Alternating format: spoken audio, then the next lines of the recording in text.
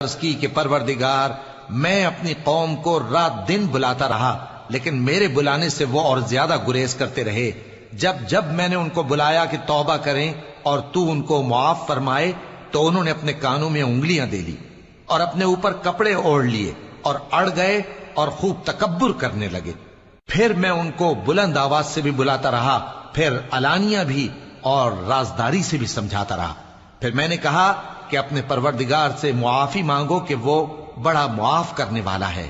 وہ تم پر آسمان سے موسلا دھار میں برسائے گا اور تمہارے مال اور بیٹوں میں اضافہ کرے گا اور تمہیں باغ عطا کرے گا اور ان میں تمہارے لیے نہریں بہا دے گا۔ تم کو کیا ہوا ہے کہ تم اللہ کی عظمت کا اعتقاد نہیں رکھتے، حالانکہ اس نے تم کو طرح طرح کی حالتوں میں پیدا کیا ہے؟ کیا تم نے نہیں دیکھا کہ اللہ نے 7 آسمان کیسے اوپر تلے بنائے ہیں اور چاند کو ان میں روشن بنایا ہے اور سورج کو چراغ بنا دیا ہے؟ اور اللہ ہی نے تم کو زمین سے ایک خاص طرح سے پیدا کیا ہے، پھر اسی میں تمہیں وہ لوٹا دے گا اور اسی سے تم کو نکال کھڑا کرے گا۔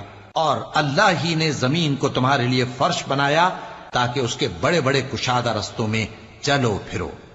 آخر میں نوح نے عرض کی کہ میرے پروردگار، یہ لوگ میرے کہنے پر نہیں چلے اور ایسوں کے تابع ہوئے ہیں جن کو ان کے مال اور اولاد نے نقصان کے سوا کچھ فائدہ نہ دیا، اور وہ بڑی بڑی چالیں چلے اور کہنے لگے کہ اپنے معبودوں کو ہرگز نہ چھوڑنا، اور ود اور سوا اور یغوث اور یعوق اور نصر کو کبھی نہ چھوڑنا۔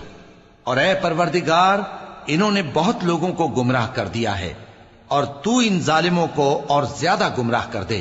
آخر وہ اپنے گناہوں کے سبب پہلے غرقاب کر دیے گئے، پھر آگ میں ڈال دیے گئے، تو انہوں نے اللہ کے سوا کسی کو اپنا مددگار نہ پایا۔ اور پھر نوح نے یہ دعا کی کہ میرے پروردگار، ان کافروں میں سے کسی کو زمین پر بستہ نہ رہنے دے، اگر تو ان کو رہنے دے گا تو یہ تیرے بندوں کو گمراہ کریں گے۔